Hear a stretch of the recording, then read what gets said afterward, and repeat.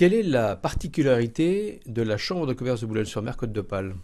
Nous faisons partie des chambres de commerce qui, en France, ont une concession. Il y en a un certain nombre, et dans le Pas-de-Calais, il y en a deux. Il y a la Chambre de commerce de Calais et la nôtre. Et nous avons effectivement deux activités totalement différentes. D'abord, l'activité consulaire, qui est une activité traditionnelle de toutes les chambres de commerce.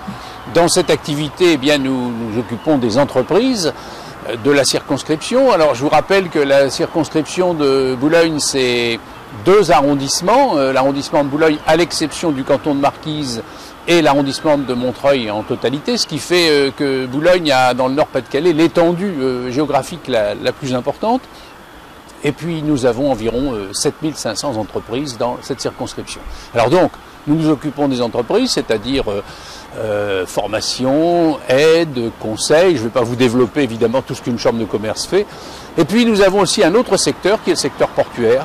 Alors dans ce secteur portuaire, nous avons les différentes activités du port de Boulogne. Et premier chef, évidemment, l'activité pêche et produits de la mer, avec une activité extrêmement importante, puisque sur Capécure, qui est la place où on travaille le poisson, nous avons plus de 6500 emplois, inclus évidemment toute la logistique qui est induite par cette activité. Alors, notre port de Boulogne, c'est pas seulement ça, puisque c'est également trois autres volets. Un volet port de commerce qui était un volet très significatif il y a quelques années, quand nous avions la Comilogue. Mais depuis que la Comilogue est partie, notre port de commerce s'est rétréci. Nous espérons bien, dans les années futures, lui redonner la vigueur. Et il nous reste évidemment le trafic des pâtes à papier, sur lequel Boulogne est un port tout à fait significatif. J'en viens au transmanche. Le transmanche, c'est une activité qui est, j'allais dire, séculaire au port de Boulogne, puisque le premier passage entre la Grande-Bretagne et puis le continent, ça s'est fait au milieu du 19e siècle, entre Rail et Boulogne, mais ça c'est pour l'anecdote simplement. Et puis après, nous avons eu jusque dans les années 93-94 une activité importante, jusqu'à 4 millions de passagers. Après, je vais passer sur les péripéties, je ne vais pas m'étendre là-dessus, arrivée du tunnel et puis disparition du transmanche.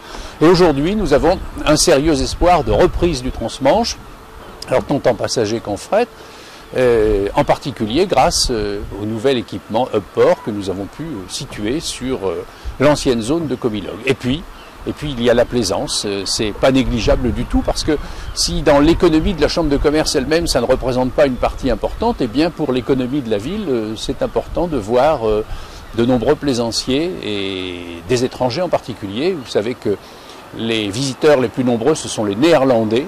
Et toutes ces personnes qui viennent à Boulogne, à la fois parce que c'est une étape normale, ça représente une journée de navigation entre soit la Grande-Bretagne, la France, soit la Hollande et Boulogne, et aussi parce que, vous le savez, nous avons une ville qui est riche, une ville d'histoire, une ville qui a beaucoup de trésors à faire voir, que ce soit le château-musée, les remparts, et puis tout l'environnement du Boulonnais.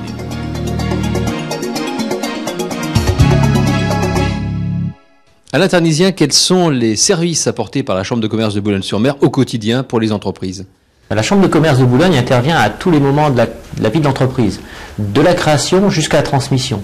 Notre objectif est d'apporter un service de proximité aux dirigeants d'entreprise ou futurs dirigeants.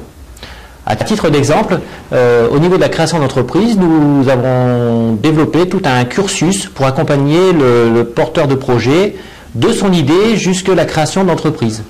Alors, nous faisons des séances d'information collective sur la création d'entreprise et le statut d'auto-entrepreneur. Nous proposons également ensuite un conseil individualisé au porteur de projet. Nous lui proposons la mise en relation avec les meilleurs partenaires de la création d'entreprise. Nous lui permettons éventuellement de présenter son projet à un comité d'experts. Ce comité d'experts a pour but de lui donner un regard extérieur sur son projet et de le faire progresser et d'anticiper les problématiques auxquelles il pourrait être confronté. Et nous allons jusqu'à la partie, je dirais, plus administrative des choses, c'est-à-dire l'inscription au centre de formalité d'entreprise. Notre action va dans le temps, puisque les personnes que nous avons accompagnées avant la création, nous avons développé tout un ensemble de services avec nos partenaires qui sont le conseil régional et les différentes collectivités locales pour assurer un suivi d'entreprise. Et au niveau de l'organisation, pendant les 3 premières années, les entreprises créées à la Chambre de commerce de Boulogne sont suivies annuellement. Alors, les domaines d'intervention prioritaires de la Chambre de commerce sont aujourd'hui donc la création reprise d'entreprise, l'innovation. Alors l'innovation est un mot un peu qui fait peur aux chefs d'entreprise, mais il faut l'aborder sous la forme du produit. Voilà, c'est l'innovation la plus noble, l'innovation process, mais aussi au niveau de l'organisation de l'entreprise. Il y a également un fort travail sur le développement durable, également sur l'international, où là nous avons au niveau de l'ensemble des chambres de commerce du Nord-Pas-de-Calais souhaité mettre en place un service homogène et équilibré sur tout le territoire, qui permette à toute entreprise qui souhaite s'internationaliser de bénéficier de services. Ça peut être par exemple des réunions d'information sur une thématique spécifique, ça peut être des formations très spécialisées, mais également des déplacements sur des salons ou des accompagnements collectifs sur un salon pour un stand collectif. Sur toute l'Europe et également sur des destinations un peu plus lointaines et un peu plus exotiques. Sachant qu'aujourd'hui, plus de 80% des exportations de nos clients se feront sur l'Europe. Après l'international, l'innovation et le développement durable, nous intervenons également sur les ressources humaines. C'est un point très important. Nous travaillons notamment, nous venons de finaliser une action sur la gestion prévisionnelle des emplois et des compétences qui a apporté énormément aux 11 chefs d'entreprise qui étaient présents. Et puis, un autre axe, aujourd'hui, nous commençons à travailler sur le renouvellement de notre tissu économique en travaillant sur la transmission d'entreprise, donc en sensibilisant les chefs d'entreprise sur la nécessité de préparer leur transmission et de trouver un repreneur potentiel qui viendra renforcer notre tissu économique. Alors, toutes nos actions se font sous deux formes, sous la forme de conseil individuel, avec l'intervention de conseillers de la Chambre de commerce, qui interviennent principalement sous forme gratuite, par une intervention grâce à leur expérience qu'ils ont partagée dans différentes entreprises, mais également une intervention en collectif. Et moi, je crois beaucoup aux actions collectives qui permet, je dirais, aux chefs d'entreprise à la fois d'avoir un traitement individuel avec un consultant, mais également un partage d'expérience et un apport de compétences lors de réunions collectives. Alors, le tourisme, on peut en dire un mot également dans une région qui est touristique? Alors, la Chambre de commerce, c'est vrai, a deux filières spécifiques, et notamment le tourisme est une des filières qui concourt à son développement. Le tourisme, nous avons, je dirais, axé notre action sur le développement des clubs de professionnels. Donc nous comptons sur notre territoire plus de 8 clubs de professionnels et nous sommes à leur service pour les aider dans la mise en place d'actions collectives, d'actions de promotion. Et là, il y a des actions avec notamment l'arrivée du transmanche qui vont être mises en place pour favoriser le développement de courts séjours sur notre territoire, mais également favoriser la partie utilisation des différents équipements qui sont nombreux et mettre en place dans les prochaines années ce qu'on appelle des forfaits qui permettront aux touristes de rester plus longtemps sur notre territoire. Et le commerce, est-ce que là aussi il y a des actions spécifiques? Alors notre démarche autour du commerce se fait suivant les mêmes thématiques, mais avec principalement une forte collaboration avec les collectivités locales, avec qui nous engageons notamment des actions de type FISAC, donc ce sont des financements apportés par l'État, mais également des financements européens. Tout ça pour dynamiser le commerce et l'engager dans des démarches de qualité, d'amélioration continue des prestations offertes et des services offerts à ces clients.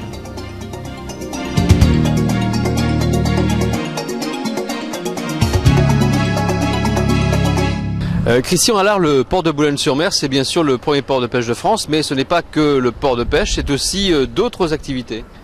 Oui, effectivement, Boulogne-sur-Mer, premier port de pêche de France, vous l'avez dit, même si les tonnages ont malheureusement bien diminué pour de multiples raisons. Mais c'est également un port de commerce avec des spécialités qui touchent particulièrement les produits forestiers, les matériaux de construction.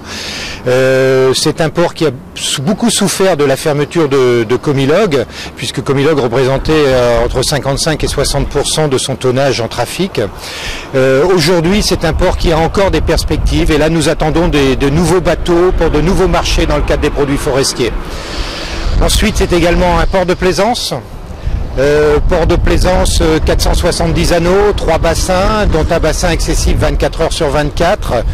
C'est un port qui est reconnu pour sa qualité d'accueil. On vient d'ailleurs de recevoir cette année le trophée des escales 2009. Je pense que c'est une belle décoration, si je puis dire. Le port de Plaisance a des projets de développement en extension de nombre d'anneaux et puis en service également. Et puis c'est un port transmanche. Port transmanche qui a vécu quelques vicissitudes, qui aujourd'hui est en expansion avec la compagnie LD Lines, qui utilise deux beaux bateaux d'ailleurs, le Côte d'Albâtre qui est un ferry assez classique, et puis le Norman Arrow qui est un nouveau catamaran en aluminium de 112 mètres de long qui embarque 1200 passagers, qui est un bateau magnifique. Donc en fait ces bateaux aujourd'hui accostent à la gare maritime et demain vont venir accoster sur le chantier qui se trouve là derrière nous. Pourquoi? Parce que la gare maritime malheureusement est limitée en termes de capacité de réception de bateaux. C'est ce qui a un peu justifié d'ailleurs le départ des compagnies à la fin des années 80 quand il y a eu l'annonce du tunnel. Et donc aujourd'hui nous sommes avec enfin, ce n'est plus un projet, c'est une réalisation qui nous ouvre de nouvelles perspectives de développement, d'une part sur le transmanche court avec LD Line, bien évidemment, mais également nous avons des perspectives de développement avec le RoRo plus long. RoRo c'est le roll-on roll-off, hein, donc le trafic roulier sur des liaisons plus longues, et nous travaillons sur la Norvège, sur l'Espagne, pour essayer d'ouvrir des lignes. Et donc sur ce nouveau terminal hub, d'autres activités pourraient venir au port de Boulogne? Oui, alors donc là je vous ai parlé plus particulièrement de LD Lines, donc qui est une activité de transmanche court, donc LD Lines transporte des passagers touristes, aussi bien en véhicule que piétons, et également du fret. C'est ce qu'on appelle un trafic mixte. Et puis on a ce que l'on appelle le RoRo, le roll-on roll-off, c'est-à-dire c'est le trafic, si vous voulez, de remorques non accompagnées de camions en fait, qui sont transportés depuis le port de Boulogne par exemple jusque Drammen en Norvège, ou par exemple Sheerness en Angleterre, et là c'est vraiment pour de l'échange de marchandises essentiellement. La chambre de commerce de Boulogne-sur-Mer Côte d'Opale gère aussi des équipements sur le port de commerce? Oui, bien entendu, que ce soit sur le port de commerce ou sur le port transmanche, nous gérons des équipements dans le cadre de la concession d'outillage public qui nous a d'abord été confiée par l'État et qui aujourd'hui nous a été confirmée par la région, nouveau propriétaire du port depuis le 1er janvier 2007. Et ces équipements concernent bien entendu les engins de levage, les entrepôts pour le port de commerce. Pour le port transmanche, ce sont les passerelles, les terre-pleins, toutes les installations en fin de compte. Gestion d'équipement également pour le port de Plaisance? Oui, bien évidemment, gestion d'équipement pour le port de Plaisance, que ce soit le clubhouse, les parkings, les pontons, la distribution d'eau, d'électricité, tout ça est géré également dans le cadre d'une concession spécifique, d'ailleurs concession Plaisance, qui a fait l'objet d'un arrêté préfectoral.